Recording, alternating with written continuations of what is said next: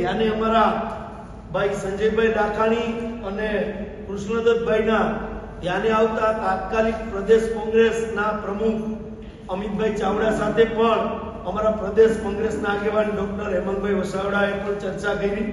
ત્યારબાદ અમે જે છે એ આખો આ લેટર અમિતભાઈ અને હેમંતભાઈના સંયુક્ત નામે ચૂંટણી પંચને પણ દાવા સાથે અમે ફરિયાદ નોંધાવેલી છે। એમની પણ અમે તમને નકલ આમની સાથે આપશું કે લોકશાહીની અંદર ગુનેગારો જો ક્યાંક બેઠા હશે તો સમજી શકાય કે ગામડાઓની અંદર કોઈ પણ વ્યક્તિ માથાભારે આપણે જોઈ જ શકીએ છીએ કે ભારતીય જનતા પાર્ટીના ભ્રષ્ટાચારી શાસનમાં રાજકોટથી નજીક જેને આપણે બિહારથી ઓળખીએ છીએ ગોંડલ, ત્યાં કેવી રીતે ચૂંટણી લડી શકાય છે, એવી જ રીતે જે સમગ્ર જિલ્લાઓની અંદર માથાભારે તત્વોને છૂટો દોર આપવાનું કામ આ ભ્રષ્ટાચારી તંત્રએ ભારતીય જનતા પાર્ટીએ કર્યું છે। ગુજરાત પ્રદેશ કોંગ્રેસના અમારા સિનિયર લીડર ડોક્ટર હેમંતભાઈ વસાવડાએ જે વાત કરી, જ્યારથી સ્થાનિક સ્વરાજની ચૂંટણીની જાહેરાત સમગ્ર ગુજરાતની અંદર થઈ છે ત્યારે ભ્રષ્ટાચારી ભારતીય જનતા પાર્ટી બોખલાઈ ગઈ છે। તમે જોયું હશે કે લોકશાહીનું ચીરહરણ કરવાની શરૂઆત ક્યાંક ને ક્યાંક નામાંકન પાછા ખેંચાવીને શરૂઆત કરી હતી, પણ એમને જે ભારતીય જનતા પાર્ટીના લોકોને ખ્યાલ આવી ગયો છે કે સમગ્ર ગુજરાતના લોકોએ મન બનાવી લીધું છે કે આ ભ્રષ્ટાચારી તંત્રને હાંકી કાઢવા માટે ગુજરાતની જનતા તત્પર છે। રાજકોટની અંદર પણ ક્યાંક ને ક્યાંક આવા પ્રયત્નો ભારતીય જનતા પાર્ટીના ભ્રષ્ટાચારી શાસનના લોકોએ કરેલા હતા, એ પણ ક્યાંક સક્સેસ ન જતા આજે રાતોરાત ગુજરાત ચૂંટણી પંચને એવું તો કયું સ્વપ્ન આવ્યું કે ચૂંટણી ઉમેદવાર છે એ પણ સજા પડી ગઈ હોય, કોર્ટે સજા આપી દીધી હોય તો લોકશાહીની અંદર પંચાયતની પણ ચૂંટણી લડી શકાતી નથી। જેમના ઉપર કેસ ચાલ્યો હોય અને કેસની સંપૂર્ણ સુનવાઈ થઈ ગઈ હોય અને સજા જ્યારે કોર્ટે આપી દીધી હોય ત્યારે એ ચૂંટણી પણ લડી શકાતી નથી। આ બંધારણીય જોગવાઈ છે। તો રાતોરાત એવું તો શું થયું કે પોલિંગ એજન્ટ તરીકે અને ચૂંટણી એજન્ટ તરીકે તમે 302 નો આરોપી નહીં પણ આરોપ સાબિત થઈ ગયો હોય, આરોપી નહીં આરોપ સાબિત થઈ ગયો હોય નીચલી કોર્ટમાં, હાઈકોર્ટમાં કે સુપ્રીમ કોર્ટમાં જે સજા કાપી હોય એ પણ આની અંદર બેસી શકે, ચાહે 307 નો ઉમેદવાર હોય અથવા 376 નો બળાત્કારી નો ઉમેદવાર હોય। તો રાતોરાત એવું શું થઈ ગયું ગુજરાતના ચૂંટણી પંચને કે ભારતીય જનતા પાર્ટીની કઠપુતલી બનીને બંધારણ ઉપરાંતની આ તાત્કાલિક જે પરિપત્ર કર્યો છે એને સમગ્ર કોંગ્રેસ પરિવાર દ્વારા વખોડીએ છીએ અને આપના માધ્યમથી ચોથી જાગીરના માધ્યમથી કહેવા માંગીએ છીએ કે રાજકોટની જનતા અને ગુજરાતની જનતા સમક્ષ પણ આ ભ્રષ્ટાચારી તંત્રનો અસલી ચહેરો આવે, કારણ કે ચૂંટણી પંચ પણ ક્યાંક ભારતીય જનતા પાર્ટીની ભ્રષ્ટાચારી શાસનની ગાઈડલાઈન નીચે ચાલતું હોય એવું લાગી રહ્યું છે। આ પરિપત્ર દ્વારા બહુ સ્પષ્ટ થાય છે કે જે આપણે જેમ રાજદીપભાઈ કીધું એમ કે આપણે ફોર્મ ભર્યા ત્યારથી દબાણો કરવા, ધમકીઓ મારવી, ગોંડલ હોય કે બરોડા હોય હરેક જગ્યાએ ક્યાંક ને ક્યાંક તંત્ર આવ્યું।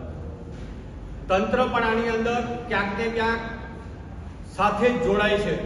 પોલીસ ડિપાર્ટમેન્ટના નામ ખુલ્યા, જે પીઆઈની બંડલીઓ થઈ ગઈ હોય એ પીઆઈ જે તે સ્થળે ના ગયા હોય અને આ બનાવો બન્યા।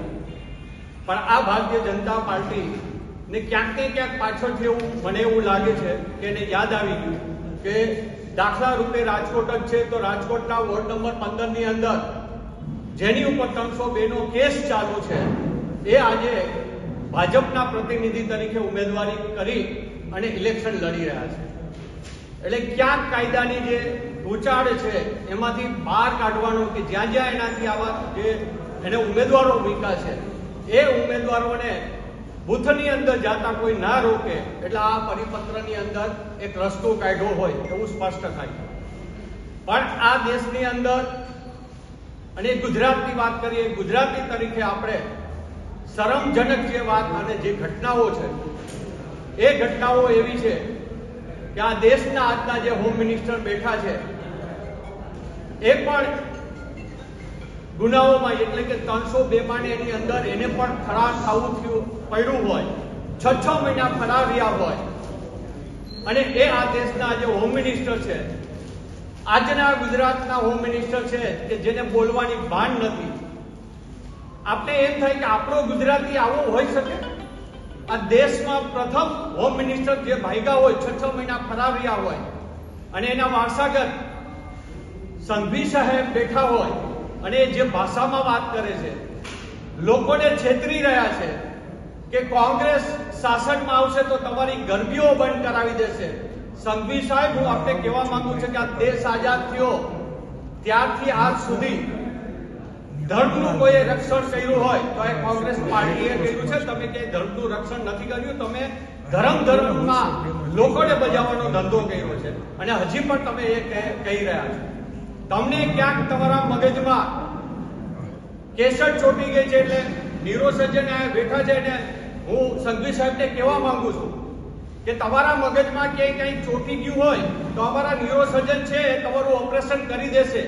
તમે જે એક શબ્દનો કોંગ્રેસીઓ અને એક બીજો શબ્દ જે બોલો છો, જે હું બોલવા માંગતો નથી, કારણ કે કોંગ્રેસી તરીકે અમે એવો શબ્દનો કોઈ પણ પાર્ટીના કે કોઈ પણ વ્યક્તિ માટે આપણે ઉપયોગ ન કરી શકીએ, પણ તમે જે શબ્દનો ઉપયોગ કરો છો, મને ક્યાંક હું આપને પ્રશ્ન કરવા માંગુ છું એક ગુજરાતના નાગરિક તરીકે કે શું આપને આ શબ્દ કોઈ કહી ગયું તું મોઢે કે જેથી કરીને તમારા મગજમાં આ શબ્દ ચોટી ગયો છે કે તમે લોકોની વચ્ચે ગમે ત્યાં આ શબ્દનો ઉપયોગ કરો છો?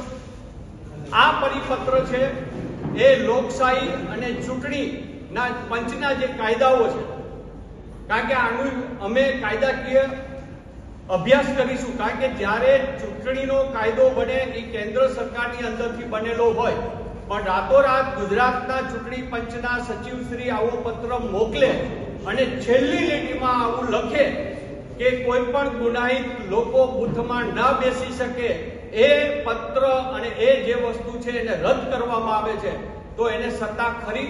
કારણ કે ચૂંટણી પંચના કાયદાઓ બને એ પાર્લામેન્ટમાં બનતા હોય, રાષ્ટ્રપતિ પાસે મંજૂરીમાં જતા હોય, અને આ ગુનાહિત લોકો અંદર ભાગ ચૂંટણીમાં ના લે, ગુનાહિત લોકો બૂથમાં ન બેસે, તો એનો ફેરફાર કરવાનો આ લોકોને અધિકાર છે કે કેમ? કારણ કે આ લોકો તો એવા લોકો છે કે આ લોકો અભ્યાસ કરે, કોર્ટમાં જાય, ત્યાં સુધી ચૂંટણીને સંકેલો થઈ જાય અને પછી ભલે લડ્યા કરે. છેલ્લા 4 દિવસથી આપણે જોઈએ છીએ કે એટલા રઘવાઈ થઈ ગયેલી આ સરકાર ગુજરાતની કે એના ધારાસભ્યો બરોડામાં ધમકીઓ મારે કે તમે અહીંયા રિઝલ્ટ ખરાબ આવશે તો અમે આમ કરશું. વેરાવળની અંદર ત્યાંના ધારાસભ્ય એવું કે મારા ઘરના દરવાજા બંધ સમજજો જો તમે ભાજપને મત નહીં આપો તો. ભાઈ, તમે લોકોના મતથી ચૂંટાયેલા લોકો છો, તમે લોકોને ધમકી કેમ મારી શકો? એટલે ધીમે ધીમે ખાલી ગુજરાત નહીં પણ આખું દેશ છે એ ગુનાહિત લોકોના હાથમાં જઈ રહ્યો છે. ત્યારે અમારી, તમારી, મીડિયાની બધાની જવાબદારી છે કે આ દેશ, આ રાજ્ય ગુનેગારોના હાથમાં ન જાય, એના માટે આપણે સૌ સાથે મળીને આનો વિરોધ કરીએ અને આપ સૌ પણ આની અંદર જોડાય અને આવા પરિપત્રોનો બહિષ્કાર થાય એમાં આપ સૌ જોડાશો એવી આપ સૌ પાસે હું આશા રાખું. એક અતિ અગત્યની અને તાત્કાલિક પ્રેસ કોન્ફરન્સ બોલાવવામાં આવી છે. આ પ્રેસ કોન્ફરન્સમાં રાજકોટ શહેર કોંગ્રેસ પ્રમુખ ડૉક્ટર રાજદીપસિંહ જાડેજા, ઓબીસી ગુજરાતના ચેરમેન મહેશભાઈ રાજપૂત અને મહિલા અગ્રણી અને યુવાસીના ચેરમેન વૈશાલીબેન શિંદે સાથે ઉપસ્થિત આપ સર્વે પ્રિન્ટ અને ઇલેક્ટ્રોનિક મીડિયાના મિત્રો, આજની પ્રેસ બોલાવવાનું મુખ્ય કારણ એ છે કે ગુજરાત ગુંડોના હવાલે થઈ ગયું છે. ગુજરાત ગુંડાઓના હવાલે થઈ ગયું છે અને ચૂંટણીનું ચીરહરણ થયું છે. હું તમને હમણાં બધી કોપીઓ આપીશ. ગુજરાત ચૂંટણી પંચ આયોગે ગઈકાલે એમના સચિવ આરજી ગોહિલ મારફત એક સર્ક્યુલર જાહેર કર્યો, જેનો ક્રમાંક જે છે એ લાંબો છે પણ 16/6/51 થી 16/7/51 નંબરનો એક પત્ર જાહેર થયો. આ પત્રમાં મતદાન મથકમાં એજન્ટ તરીકે કોણ બેસી શકે એની એમણે સ્પષ્ટતા કરી.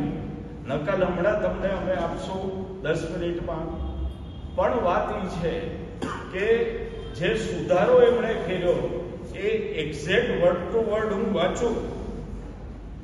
વધુમાં આયોગના પરિપત્રની નિયુક્તિ કરવામાં આવતા ચૂંટણી એજન્ટ અથવા મતદાર એજન્ટ મતગણતરી એજન્ટ પર કોઈ પણ જાતનો ગુનો નોંધાયેલો ન હોવો જોઈએ કે ગુનાહિત ઇતિહાસ ધરાવતો ન હોવો જોઈએ એ જોગવાઈ આથી રદ કરવામાં આવે છે. એટલે અપરાધીઓ, ગુંડાઓ, સજા પામેલા, ખૂન કેસ, ટોર્ચર, ખંડણી, બળાત્કાર આ બધા જ લોકો હવે ચૂંટણી મથકમાં એજન્ટ તરીકે બેસી શકશે એવો આ પરિપત્રનો સીધો અર્થ થાય છે. જનમત ખસકી જતા હાર ભાળી ગયેલી ભારતીય જનતા પક્ષ ગુંડાઓ અને અપરાધીઓના શરણે ગઈ છે અને જનમતને આવા દાગી કલંકિત લોકોને મતદાન મથકમાં બેસાડીને મત ચોરવાનો અને ચૂંટણી ચોરવાનો પ્રયાસ કરી રહી છે. એને માટે આજે આપને અમે આમંત્રિત કર્યા છે. આ લોકશાહી માટે અત્યંત કલંકરૂપ પગલું છે. કોંગ્રેસ આનો ભરપૂર વિરોધ કરે છે અને તમને પણ વિનંતી કરે છે કે લોકશાહીમાં ચૂંટણીનું ચીરહરણ ન થાય એટલે આપ પણ અમને અમારા આ મિશનમાં ખુલીને મદદ કરો. આ પરિપત્રની નકલ આપને આપવામાં આવશે હમણાં જ. પણ મૂળ વાત આ હતી. રાજકોટમાં ત્રિપુટીએ ભયંકર ભ્રષ્ટાચાર કર્યો, તરખાટ બચાવ્યો ભ્રષ્ટાચારનો. તેમ છતાં અઢળક પૈસો ભેગો કરીને ચૂંટણી જીતવાની ગણતરી જ્યારે ફેર જાતી લાગી ત્યારે આ લોકોએ આ પરિપત્ર કઢાવ્યો છે અને હવે મતદાન મથકમાં આવા દાગી લોકો બેસી અને મતનું ચીરહરણ કરશે એટલે ગુજરાતની લોકશાહી ખતમ થવાને આરે આવીને ઊભી છે. આ અમારો કન્સર્ન છે. મારી વાત આ સાથે મેં પૂરી કરી છે. મારા પછી રાજદીપસિંહ આપને પણ થોડું કહેશે અને પછી મહેશભાઈ રાજકોટ પણ કહેવાના છે. હું વિનંતી કરું રાજદીપભાઈને કે મીડિયાને જે આપણે સંદેશો આપવાનો છે એ આપે.